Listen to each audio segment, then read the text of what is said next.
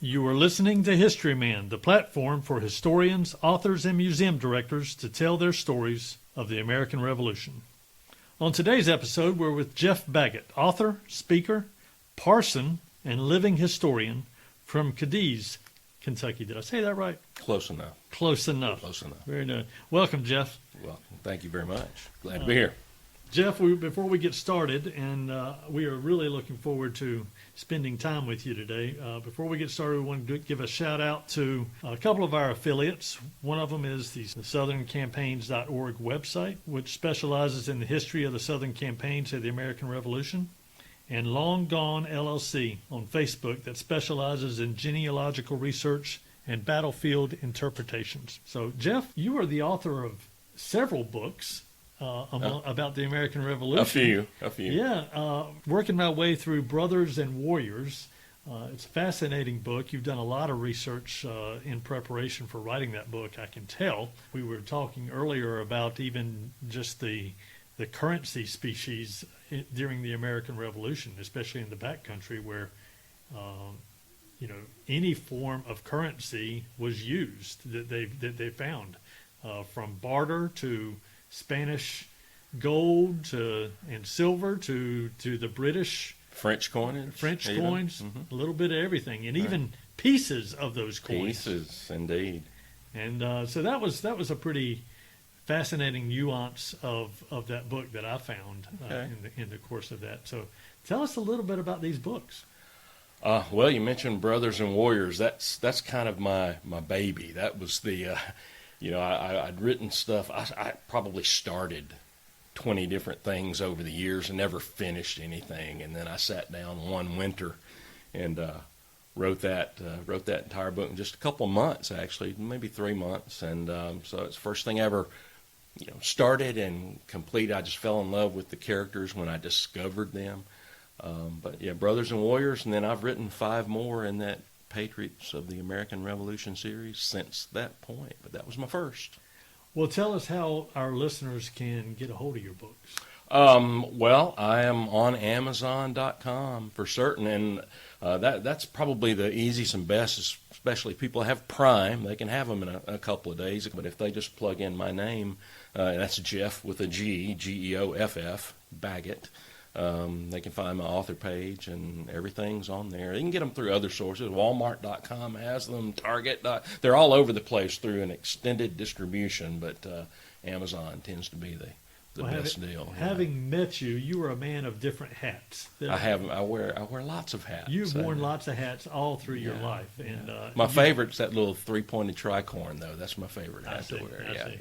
Well, you bring all of that experience and that history of your own life into these stories, and it makes for a great story. So thank you for sitting down with us and talking about it. My pleasure. I'm always eager to talk about my stories. So. Well, give us a little bit of background of the actual history that went into some of these books. Some of these are based on characters of people you've researched in your own life. Right. That's my first love was when I got into the history of the period. It came out of my genealogy.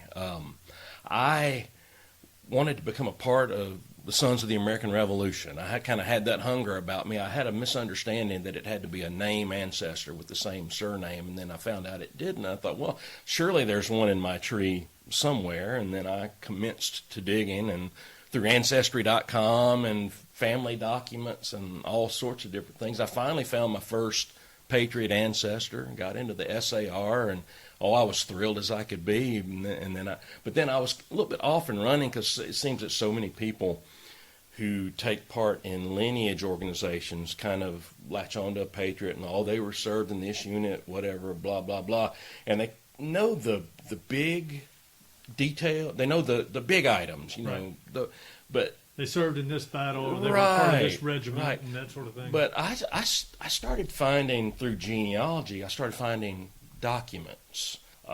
That first book, Brothers and Warriors, it's about a 5th great-grandfather of mine named John Hamilton and his older brother James, younger brother William.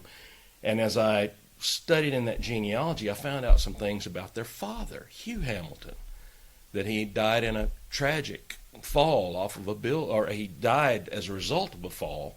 And I discovered his will, and I actually have copies of it here in my file that listed everything this man owned and the stuff that he had left to his children. I actually wrote, if you've read that, you mentioned you're part way into it, and I mentioned some of the books that he remembered his father sitting by the fire and reading, and those were all listed by name in his will. That's why I put them into the book. That's great. So details, and so where did you find the will? It's in the North Carolina archives, and so I found it. So I have photocopies, and so I tried to bring all those to, even the Fowler gun is listed that I wrote into the book, that I have in one of the first scenes, him squirrel hunting with his dad's gun.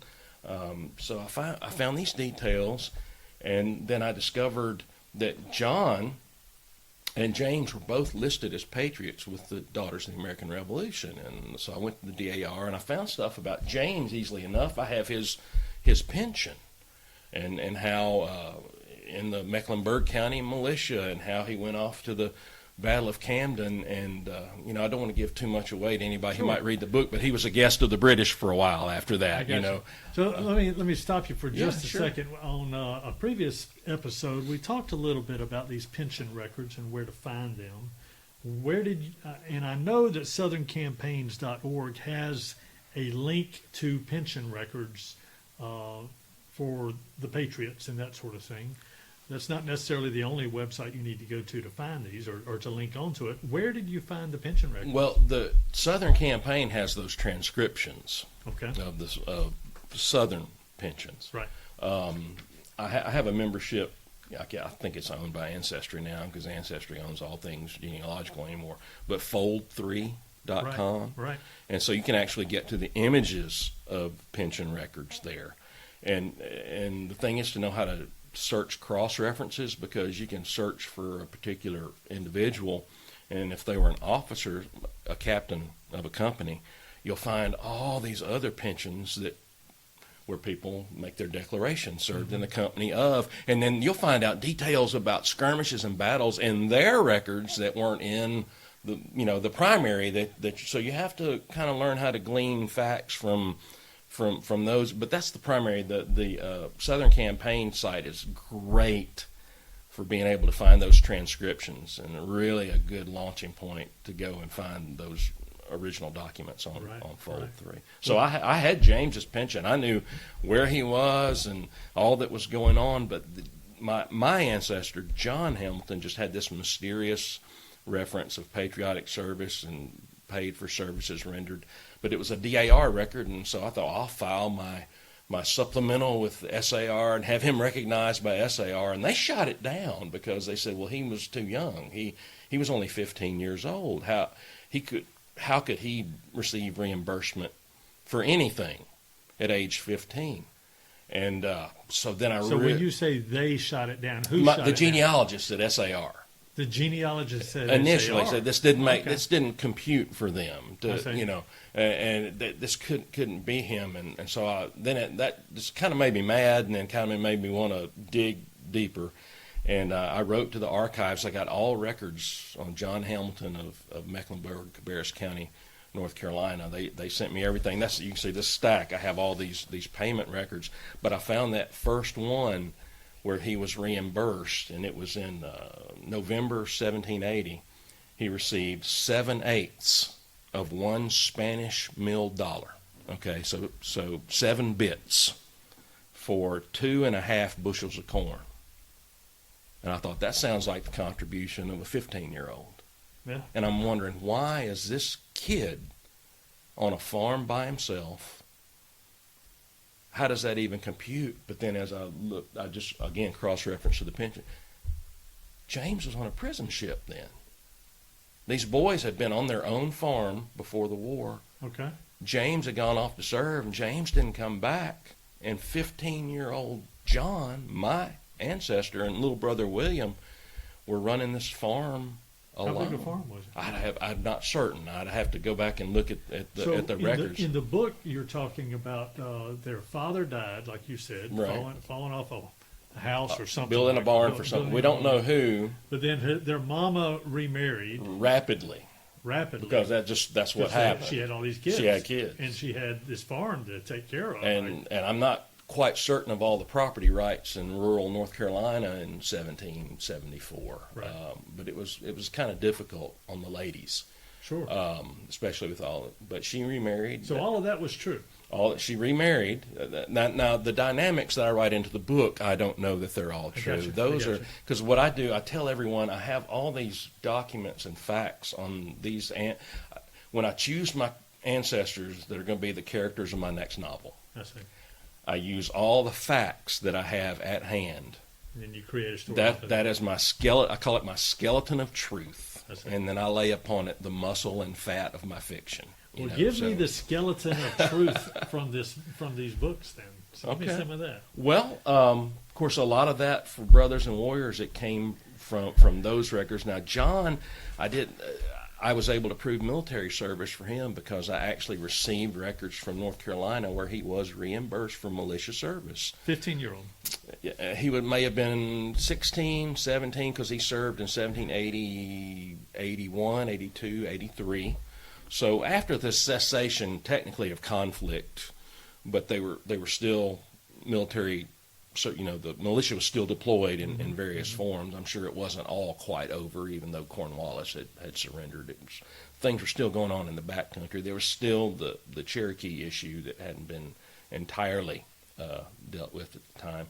So I was able to prove his military service, and so in my book, I don't have exact knowledge over the battles or skirmishes that he was involved in, but based upon the timeline of payments, I use that as an inference to the things that made the most sense. And so then I had to research those battles and skirmishes. There's one in Mecklenburg County they call the Battle of the Bees, which is I don't know if you've heard of it or not, but it was on when the British went out on to raid and take supplies, and someone at a particular farm knocked over a beehive, and in the midst of the bees attacking the British soldiers, the local militia opened fire, and then they actually shifted positions a few times, and the British thought they were under attack by a big force, and it was just a handful of guys. And then on the way, on their evacuation, they shot some horses at the head of the column and halted the column, and basically were sniping, and so I had to research all these things that aren't, I don't live there, so I had to find out about something. I like finding out about those smaller skirmishes, things. We know big battles from our history. And if you're in the Southern Theater, of Cowpens, of Kings Mountain, of all the. But the little things where the militia were so involved. That's where I have a lot of, I don't want to say joy, but great joy in finding those things that nobody knows about. And nobody knows about and there's so many of them. Yes. You talk about South Carolina, in the 1780s, a lot of those Continental officers had come back down south and worked within the militia system and brought people back out that had early war experience. That had been in Staten Island, been Long Island campaign, had been Brandywine, and they had come back south and were serving locally at this point. Right, and so you see like Sumter down at Hanging Rock. A 4-hour battle, and he said, well, and then Camden happened in the next week, and that was a big loss for the Patriots.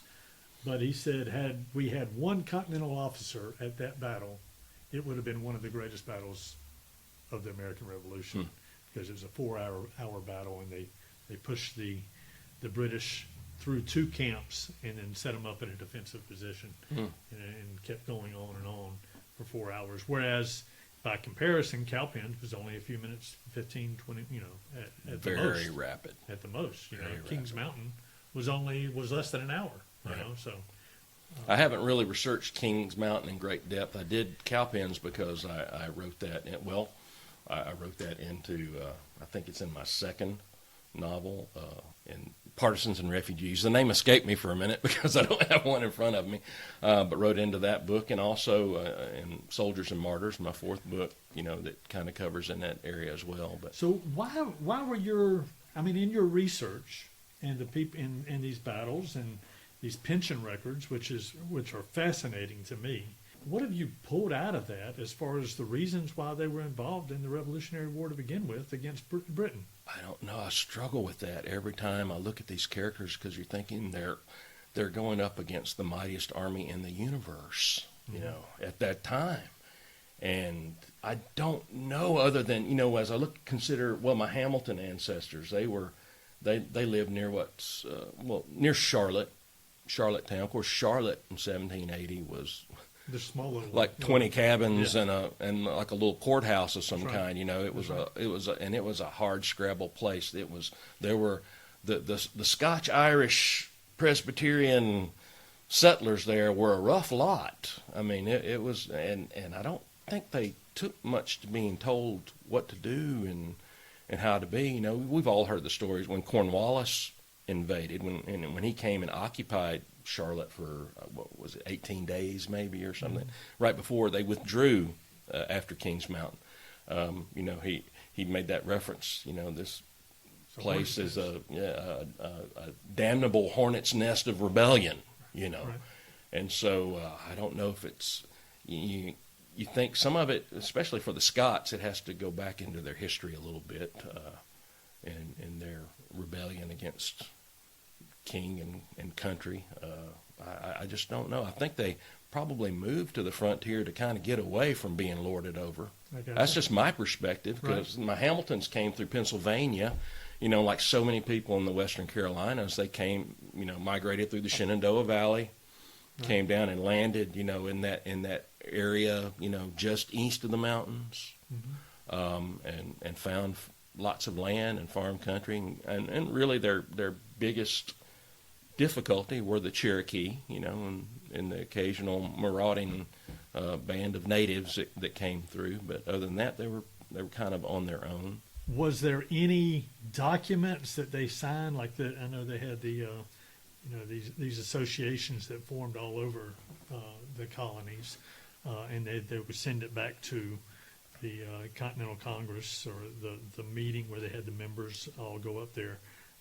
Did any of your ancestors sign any of those documents of association? I have not Hadn't found located anything like like that. Of course, there were. Of course, there's a lot of doubt and argument over the Mecklenburg resolves. Right. Some people. But you had the Rowan resolve, certainly, Right. and you had the Lincolnton resolve. They had them in Elizabeth City, and I can't remember what those were called in North Carolina, near the coast. But I haven't found. I don't know that any of. Of course, most of the ancestors that I have researched and encountered so far were painfully ordinary folk. I haven't discovered anyone of any great land barons or people that would have a lot of chips in the game. Well, you're a parson. What was their? I mean, and you've talked about the Scotch Irish. Do you find anything in their background where they were devout in any way, shape, or form? Well, it depends on the folk. Of course, I got a copy laying right there. Soldiers and Martyrs was the fourth of my novels.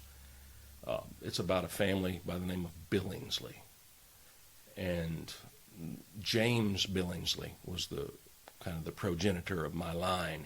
They came from Baltimore, Maryland, to what is now Randolph County in North Carolina, but it was Guilford County at the time, Right.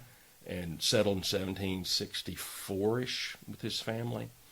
And I don't know how. I mean, they came from Maryland, which was a largely Catholic colony, as we understand history. He was a separatist Baptist, and he was known as a Baptist exhorter, which was a lay preacher. Okay. And he actually served in the Sandy Creek Baptist Church and Abbott's Creek Baptist churches as a lay preacher. He had a fellow who served with him named Tidance Lane, who was very well known in East Tennessee because he led a group over the mountains and started a church there. But he was under the tutelage, I guess you'd say, of a Reverend Shubal Stearns, who was kind of the father of Baptist life in the South. Okay. And a lot of Southern Baptist history goes back to that Sandy Creek Association. And so James Billingsley was my sixth great-grandfather. Okay. And that church was very involved in the Regulator Rebellion. Sure. And it went from Which was prior to the Revolution. prior to the Revolution. And it was a very And not to be confused with the South Carolina regulator. right, not to be. It was very, and a lot of folks are now semi-familiar with this regulator rebellion because there's been a greatly twisted version of it that's been put out on Outlander, the popular television show, which I love. I'll watch it for costumes, if nothing else. But they don't quite get into all the nooks and crannies of that rebellion. It wasn't so much against England as it was against Governor Tryon and all of his taxation principles. But this church, there were people, Separatist Baptists were separatists. They were independent-minded, and they resented the taxation, and a lot of those men were involved, and they were in that battle at Alamance, a lot of them. They went from a 600-plus member church down to less than 20 in just a matter of months. And James Billingsley, never a reverend, he was just an exhorter, but he stayed and was trying to lead that church, and he is actually known, he's counted amongst the regulators because he wrote letters begging the governor for clemency, for pardons for these men that they were going to hang. Right. Okay, so he became associated with them, so he was kind of known in that regard. And in 1776, of course, he had a couple of older sons that served in the first Cherokee campaign in 1776. And with Rutherford? Rutherford's, right. And a couple of his older sons. And there's no document now because the family Bible has been lost. This is where it was all written. But in the spring, we're guessing in April of 1776, James Billingsley was hauled out of his home in the middle of the night by Tories, and he was hanged in his front yard in Guilford County, North Carolina. Wow. And a preacher. I mean, he's a landowner and planter, but a known Baptist preacher. And all his boys served. There was one I can't find a record on, and I keep thinking he must have had a physical ailment of some kind. And I descend from one of his sons, Walter. And Walter is the star of Soldiers and Martyrs. And he's my darkest character because I have his pension where he applied for pension. It was denied because he couldn't prove that he ever served in an organized military unit for 6 months or more, even though he spent about 8 months as, shall we say, a guest of the British at camp. Survived the Waxhaws massacre, survived it, escaped into the woods at Waxhaws, went through all these things. I tell everyone when I talk about this book, he was in the wrong place at the wrong time, every time. Every time. He specialized in it. And yet you have succeeded in life. You were here because I'm here because of him, because of his sacrifice, and to get the ultimate slap in the face when he, applied for his pension in his old age in East Tennessee, even after he had survived Waxhaws, he'd been captured. I don't give away everything because it's my favorite book. My wife gets mad when I tell everybody it's my favorite book. All these things that he endured and went through. And then finally, and I never really understood why, but he went over the mountains. Okay. And the next thing he shows up, he's an Indian spy and a scout under John Sevier. And he names all these people. He was kept. He wasn't released as his pension. He goes step by step of where they took me here, they took me there, they took me there. And every step of it is retracing the race to the Dan River. Is that right? Yeah. Every step. He thought when they burned the wagons, he knew everything. And then that pension committee sat there and says, you can't prove 6 months. You don't have a piece of paper to prove 6. And it just still goads me because there were people that got pensions because their cousins swore that they were in the militia for 3 months and stuff. It's just like now it's who you know, not what you know. That's I right. guess, That's a lot of times. I do find it interesting that the pension records, the pension applications didn't come along until years and years after the American Revolution. They passed those pension acts at a long enough time where there were so few men still living. That served. Right. What do you expect, right? Right. That's just the wheels of government justice right there. So very few. There were some wounded pension acts in like around 1818, but you had to have proof of wounds in battle and disability and those sorts of things. But yeah, they're clues. You still, they're great clues, but you still have to dig. Well, I want to get go through another episode with you, if you don't mind. But before we finish up this episode, I need to ask you, what does freedom mean to you? Freedom, to me, means sacrifice and costliness. What do you mean? I know you told me about that question you were potentially going to ask me, and I struggled with it, and I talked to my wife about it, and I fear that I've struggled with it because I fear that I might be at a place where it seems too many people in our culture are right now, where we just kind of take it for granted. We almost don't know what it is anymore. I think I understood maybe more in my youth. I mean, I put on the uniform of the country. I never served in combat, but I was in the United States Army. I learned I was trained to fight and kill for my country, you know, but I know people who have served, and I know families. I have a coworker right now whose husband was just deployed rapidly, and he serves in a type of military unit where she can't even know where he's gone and doesn't know when he's going to come back. They have 3 kids, and Thanksgiving he was gone, and you know, and I look, and that's sacrifice, man, and it's freedom, and I just think that maybe the sacrifice of it all has become so far removed for a lot of folks that we really forget how costly it truly is. It frightens me to think how much we take it for granted. That's why I love history so much, because if you become a student of history, if you fall in love with history, and if you want to try to learn from history, you realize how costly the gifts that we have are. How would my listeners from 30 countries, all 50 states, how would they find your books and be able to purchase them? Go to Amazon.com and type in Geoff, Geoff, Baggett, Baggett, in the search line, and it'll light up like a pinball machine. I have an author page. I have 6 novels for a grown-up audience, I should say. Okay. I used to say not for high schoolers until I saw some of the stuff that's getting marketed to high school kids now. I'm like, yeah, they probably need to read books, because these are blood and bone. They're war books. I don't do gratuitous sex stuff in them because there's no need for it. But there are mature situations, and there are violent events that occurred during that period, and I try to include those and portray them where it's appropriate. But yeah, they can go to Amazon and look me up, and or find me online. Go to my website and find me. I try to refer people to Amazon because I don't like to package and mail books, but you know, I'll do it in a pinch if I have to. It's just a little costlier to folks, but Amazon tends to be the best. Or look for me at an event. What's your next event? Let's You going see. to Savannah? I'm going to Wormslow. Wormslow, yeah, in February. I can't remember. I think the second weekend in February, Okay. maybe. So we'll be at Wormslow. I'll be doing the parsoning at that event. So I'll be doing Sunday services. I'll be dressed in black with my little tab collars on that day, and so yeah, one of my hats. Very good. Yeah, Well, thank you so much for sitting down with me, Geoff. my pleasure.